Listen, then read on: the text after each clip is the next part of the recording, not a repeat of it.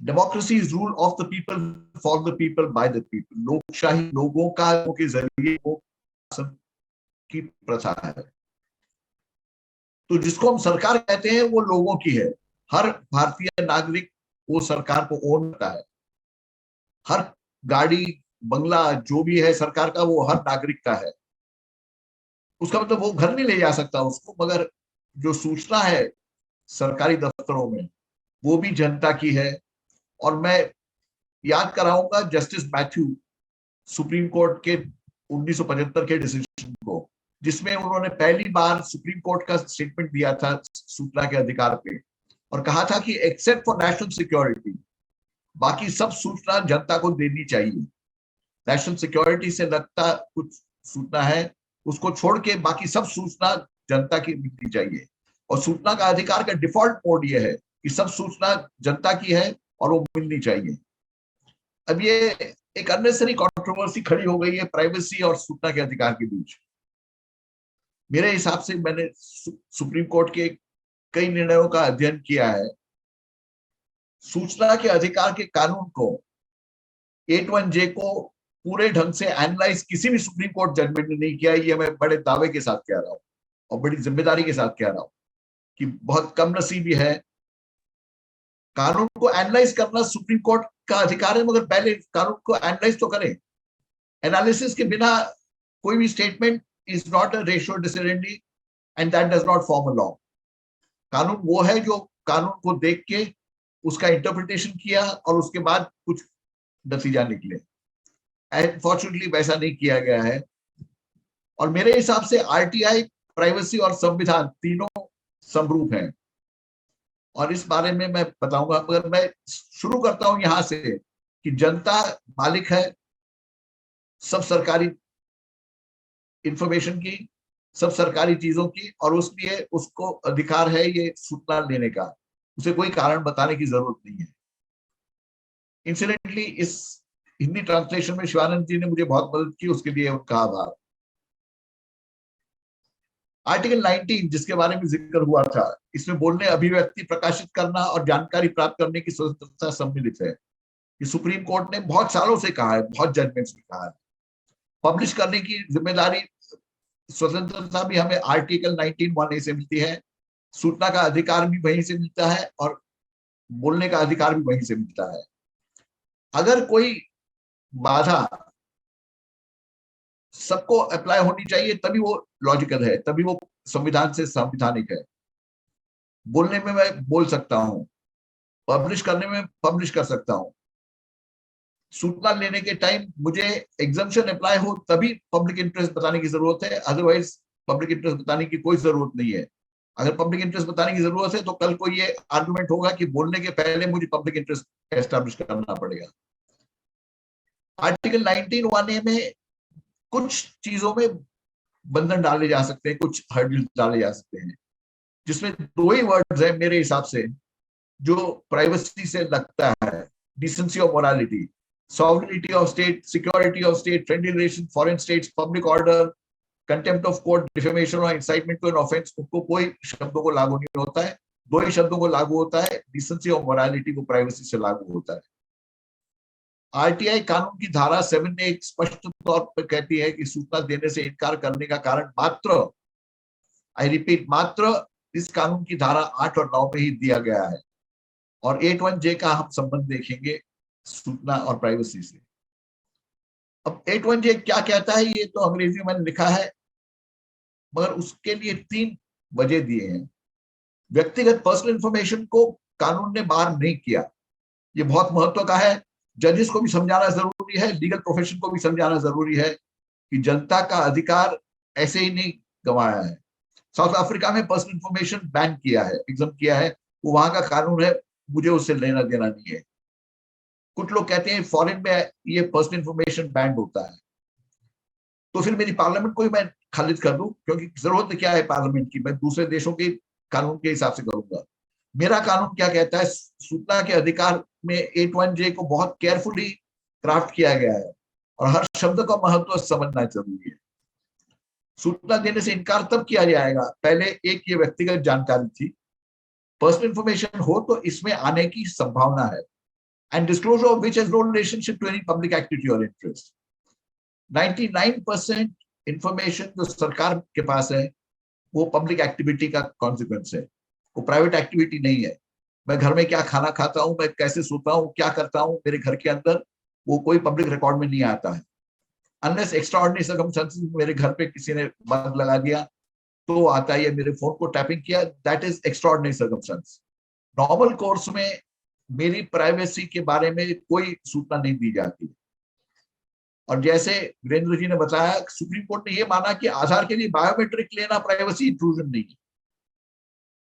अगर आधार के लिए बायोमेट्रिक इंफॉर्मेशन लेना प्राइवेसी इंट्रूजन नहीं है तो वो जनता की सूचना है, जनता को भी मिलनी चाहिए।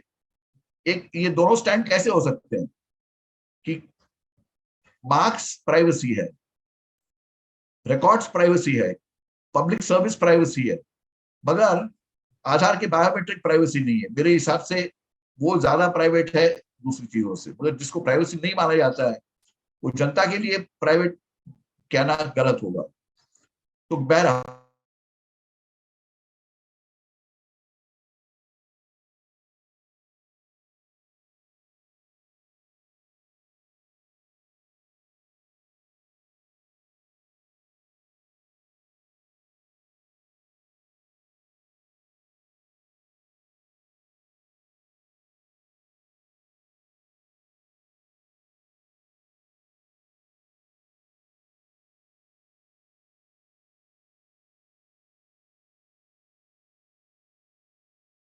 मिले तो Recording जरूर in जोड़िएगा। progress.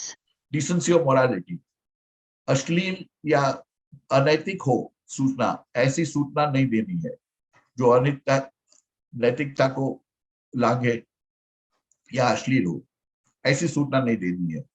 और ये पीआईओ को बहुत मुश्किल है समझना। सुप्रीम कोर्ट के जजेस भी अलग अलग बात करते हैं, तो पीआईओ कैसे तय करे, इसके लिए एक एसिड टेस्ट दिया गया कि बशर्ते ये जानकारी जिसे संसद अथवा राज्य विधानमंडल को देने में अस्वीकार नहीं किया जा सकता, वह जानकारी किसी भी व्यक्ति को भी देने से इनकार नहीं किया जाएगा। Information that shall not be denied to parliament or a state legislature shall not be denied to any person. इस फ्रेज का मतलब क्या है कि जो भी कहेगा कि मेरे हिसाब से सेक्शन 81J और इसलिए मैं नहीं दूंगा, पब्लिक इंफॉर्मेशन ऑफिसर हो, फर्स्ट अपेलेट अथॉरिटी हो, सूचना आयोग हो, या कोर्ट हो, या सुप्रीम कोर्ट का चीफ जस्टिस हो, उन्हें ये कहना चाहिए कि 81J के अंदर ये आता है क्योंकि हम ये सूचना पार्लियामेंट को देने से इनकार करेंगे। हमारे हिसाब से कुछ अश्लील है, अनैतिक है सूचना का डिस्क्लोजर, तो वो मना करना चाहिए, पार्लियामेंट को भी मना करना चाहिए और जनता को भी मना करना चाहिए। मगर जो सूचना प्राइवेसी को इंक्लूड नहीं करती है, वो सूचना अगर पार्लियामेंट को दी जाएगी तो जनता को भी दी जाएगी। ये फंडामेंटल है सूचना के अधिकार का, ये फंडामेंटल है देश के, भारत के संविधान का, ये फंडामेंटल है भारत के जनता का फंडामेंटल राइट्स का। ये लास्ट वाला जो मैं कह रहा हूं, provided that information cannot be denied to parliament or a state legislature shall not be denied to any person, जहां तक मेरा ध्यान है सुप्रीम कोर्ट के कोई निर्णय में भी इसका जिक्र है। हाई कोर्ट्स ने कुछ हद तक इसका जिक्र किया है और कुछ डिसीजंस ने इस बलबूते पे सूचना भी दी है कि ये सूचना पार्लियामेंट को मना नहीं की जाएगी, इसके लिए जनता को देनी होगी। खरक सिंह के केस में सुप्रीम कोर्ट ने क्या कहा था, ये आरटीआई के पहले, कानून के पहले आए थे। Any right to privacy must encompass and protect the personal intimacies of the home, family, marriage, procreation and childbearing. ठीक है, कुछ लिमिट्स गोविंद में कहा था, any right to privacy must encompass and protect the personal intimacies of the home, the family, marriage, etc. इन चीजों को privacy में definitely माना जा सकता है और मानना भी चाहिए। आर राजगोपाल का जजमेंट 1994 का सुप्रीम कोर्ट का जजमेंट है, जो सूचना के अधिकार आने के पहले का है, मगर वो जजमेंट खत्म नहीं हो जाता। A citizen has a right to safeguard the privacy of his own, his family, marriage, procreation, motherhood, childbearing, and education, among other matters. None can publish anything concerning the above matters without the consent, whether truthful or otherwise, under the laudatory or critical. Once a matter becomes a matter of public record, the right to privacy no longer exists.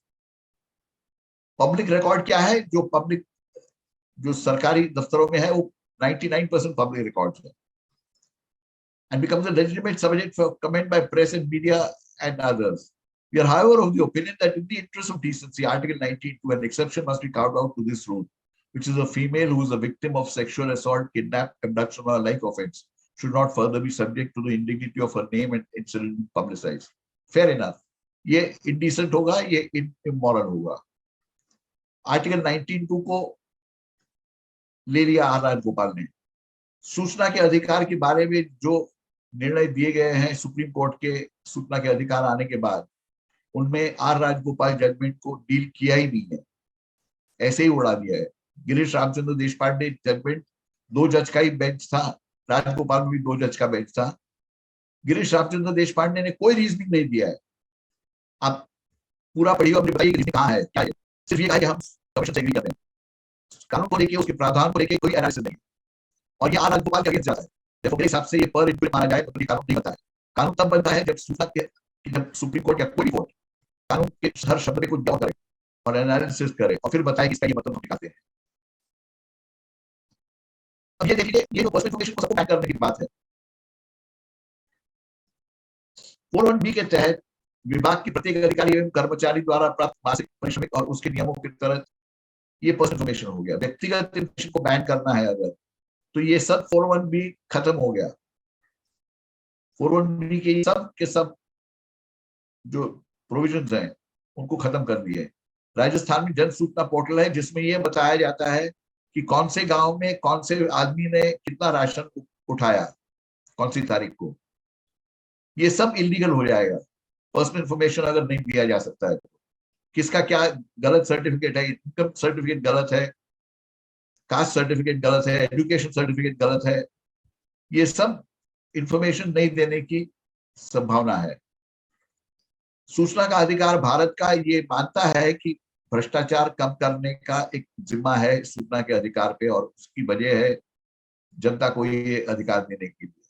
इस मामले को खत्म कर दिया जाएगा अगर ये personal information सब व्यक्तिगत सूचना नहीं देंगे, जो कानून ने नहीं कहा है. और मेरे हिसाब से सुप्रीम कोर्ट को भी ये अधिकार नहीं है कि वो कानून में बदलाव लाए, कानून के हर शब्द को वो एनालाइज करे. हाँ, वो ये कह सकता है कि कानून गैर संवैधानिक है, ये अधिकार है सुप्रीम कोर्ट को, मगर कानून के शब्दों को समझे बिना और एनालाइज किए बिना निर्णय देना गलत है मेरे हिसाब से.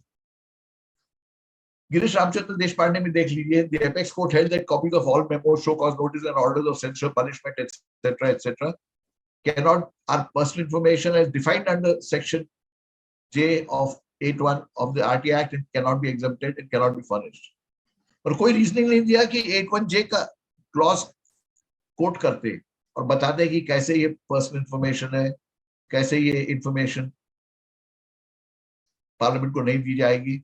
ये कुछ भी नहीं. इनफैक्ट जो क्लॉज है पार्लियामेंट को नहीं देने का, वो तो मेंशन तक नहीं किया है जजमेंट के अंदर. एडीआर पीयूसी और इसकी विफलता आपको बताऊं, और इसके बाद करीब 5-6 सुप्रीम कोर्ट जजमेंट्स ने गिरीश देशपांडे को आधार दिया है और बोला है कि गिरीश देशपांडे ने ऐसे कहा कि पर्सनल इंफॉर्मेशन नहीं देने के लिए, इसलिए हम भी पर्सनल इंफॉर्मेशन नहीं देने को बोलेंगे. अरे भाई, पार्लियामेंट ने इतने शब्द इस्तेमाल किए, 87 वर्ड्स इस्तेमाल किए, उसको 6 शब्दों में कर देने की बात है. और एक दूसरी चीज आपको बताऊं, एडीआर पीयूसीएल के जजमेंट में सुप्रीम कोर्ट ने कहा है कि citizens have a right to know about the assets of those who want to become public servants. जो पब्लिक सर्वेंट्स बनना चाहते हैं उनके एसेट्स की जानकारी मिलना जनता का अधिकार है. गिरीश रामचंद्र देशपांडे कहता है कि जो सरकारी नौकर है, जो सरकारी पब्लिक सर्वेंट है, उनके एसेट्स की जानकारी जनता को जानने का अधिकार नहीं है.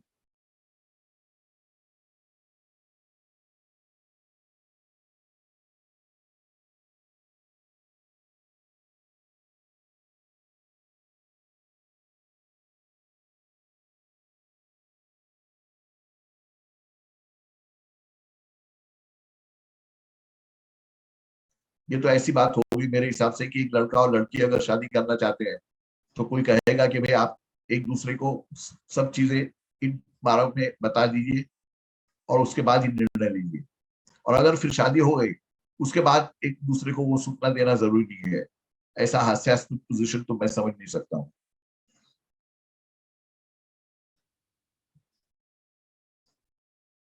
H1J को जैसे मैंने बताया है वैसे रीड किया गया है, ये सब उड़ा दिया गया है। Disclosure of which has no relationship to any public activity or interest of which should cause a vulnerability public interest का override रखा है, और provide that information which cannot be denied to parliament or state legislature shall not be denied to any person। वो तो court तक नहीं किया है, कोर्ट ने भूल गया है वो क्लॉज ही कंप्लीटली।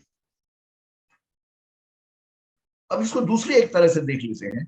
मेरे हिसाब से सर कानूनी तौर पे आरटीआई में इंफॉर्मेशन जो गवर्नमेंट में है, except if it violates decency और मोरालिटी, और ये कह के कि ये सूचना हम पार्लियामेंट को नहीं देंगे, और पार्लियामेंट को नहीं देनी चाहिए अगर अनैतिक है या अश्लील है तो, क्योंकि पार्लियामेंट को जो सूचना दी जाएगी वो जनता को मालूम पड़ेगा, तो इसलिए वो किसी प्राइवेट इंडिविजुअल को भी नहीं देनी चाहिए।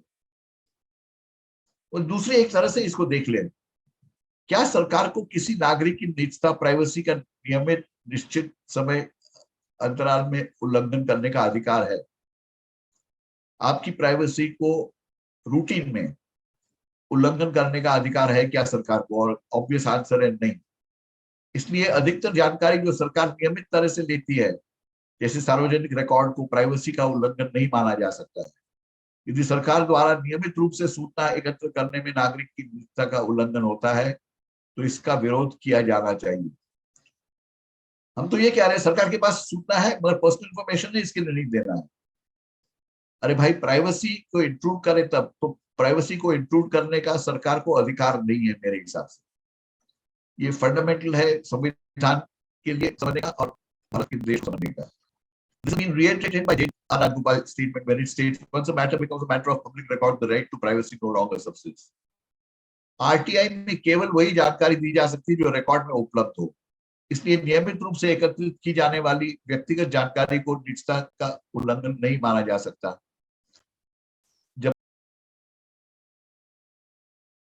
जबकि यह शालीनता या नैतिकता अर्थात डिसेंसी और मोरालिटी का उल्लंघन न करें।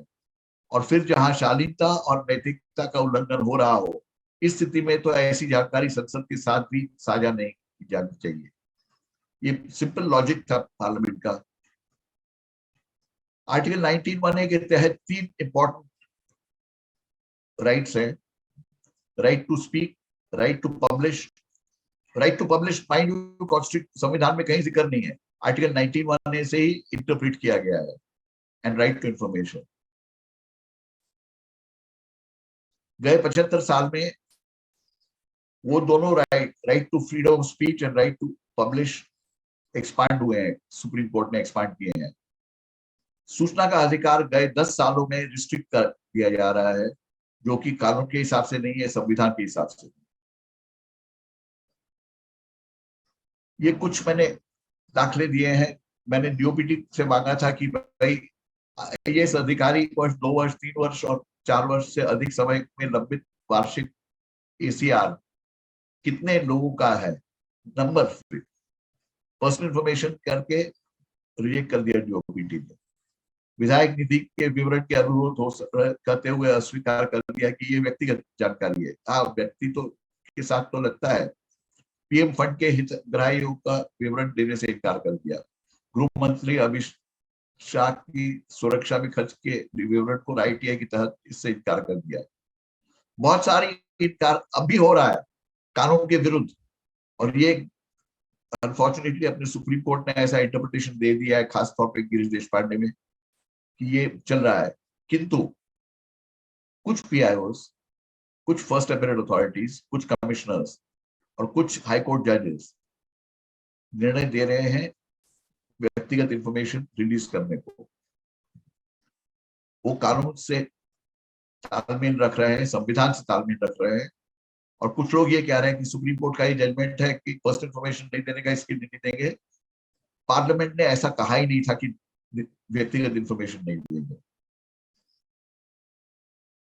What we need to do, हम क्या कर सकते हैं? अपीलों की सुनवाई के दौरान अपीलार्थी द्वारा तर्क रखे जाए कि जानकारी देने में कोई छूट लागू नहीं होती है। यदि अपीलीय अधिकारी आपके तर्क से सहमत न हो तो आप इस बात पर जोर दें कि अपीलीय अधिकारी आपके कानून के बिंदुओं का खंडन करें और उस खंडन को वह अपने आदेश में भी रखे। ज्यादातर मामलों में व्यापक जनहित में प्रकटीकरण को सही ठहराने की कोशिश करने से बचें। ये तर्क बहुत ही कम काम करता है। ये कहना कि व्यापक जनहित है, इसका मतलब यह है कि ये नहीं एक्सेप्ट करना कि एग्जेप्ट है इंफॉर्मेशन, ये सूचना नहीं देना कानून ने कहा है, मगर इससे बड़ा जनहित है। ये बहुत ही मुश्किल टेस्ट है और बहुत रेयर कंडीशंस में सक्सेसफुल होता है। वेबसाइटों पर डालने जाने वाले आरटीआई के जवाब के आरटीआई आवेदनों और शब्द खोज सुविधाओं के साथ आगे करें। ये कीवर्ड शब्द खोज सुविधा पीआईओ के नाम, आवेदक का नाम, विभाग और विषय के नाम के आधार पर पूछा जाना चाहिए। राजस्थान सरकार ने जन सूचना पोर्टल जैसी पोर्टल सुविधा पूरे देश में प्राप्त करने का प्रयास करें।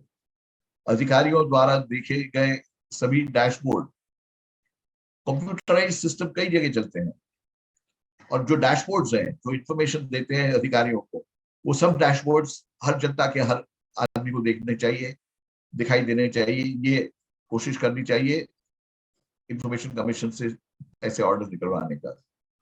सूचना आयोगों के कार्यों की निगरानी करें। उपरोक्त कार्यों को करवाने में मदद के लिए 1 या 2 लॉ कॉलेज या बार एसोसिएशन की भी राजी करें।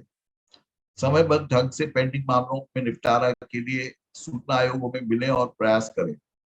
सूचना प्रदाताओं और आज भी डिजिटल दुनिया में नियमित अंतराल में वेब मीटिंग करें, कि जैसे ये शिवानंद जी कर रहे हैं, बहुत शिद्दत से, बहुत टाइम से कर रहे हैं, और जो जुड़ रहे हैं उन सबको सलाम मेरा, और शिवानंद जी को सलाम। आरटीआई का उपयोग करने के कारण होने वाले संदिग्ध हमले के मामले में सूचना आयोगों को बाद में आप पढ़ लीजिएगा। हमें अपने आरटीआई कानून को बचाव करने की आवश्यकता है। डीपीडीपी बिल का जो जिक्र हुआ, will make right to information into a right to deny information, empowering PIOs. आज जो पीआईओज या कमिश्नर्स या हाई कोर्ट जजेस सूचना दिलवा रहे हैं आरटीआई 81J का सही अर्थघटन करके, वो भी बंद हो जाएगा, क्योंकि information which relates to personal information बार जो अभी गैर कानूनी है, और हम लड़ सकते हैं, एटलीस्ट लोग समझा सकते हैं, और कुछ लोग समझते भी हैं, वो कानूनी हो जाएगा, जिसको कहते हैं डिफैक्टो विल बिकम डी ज्यूर। और 29(2) के अंदर वो ओवरराइड करेगा आरटीआई को, तो आरटीआई की रिक्वेस्ट सूटने के पहले पीआईओ को डीपीडीपी बिल समझना पड़ेगा, डेटा प्रोटेक्शन समझना पड़ेगा, और अगर उसने कुछ सूचना दे दी जो डीपीडीपी बिल के खिलाफ जाती है, तो उसको 500 करोड़ तक का पेनल्टी लग सकता है कानून के हिसाब से। तो 500 करोड़ छोड़िए, 1 लाख का भी पेनल्टी लग गया तो पीआईओ तो देगा ही नहीं। और पर्सन, जैसे बताया गया, पत्थरों को छोड़ के सब कुछ पर्सन है। गवर्नमेंट भी पर्सन है, थर्ड पार्टी भी पर्सन है, कॉन्ट्रैक्टर भी पर्सन है, कंपनी भी पर्सन है, इंडिविजुअल भी पर्सन है, और पर्सन से लगता पर्सनल है। मतलब पीआईओ को देना होगा मर्जी तो वो देगा सूचना, नहीं तो नहीं देगा। This will become a right to deny information. सूचना के अधिकार की जो लड़त हुई, जो कोशिशें हुई, ये सब नाकार हो जाएगी। फिर सूचना का अधिकार उस लिए होगा कि पीआईओ को जो मर्जी आए, गवर्नमेंट को जो मर्जी आए, वो इंफॉर्मेशन देना है, बाकी नहीं देना है। धन्यवाद।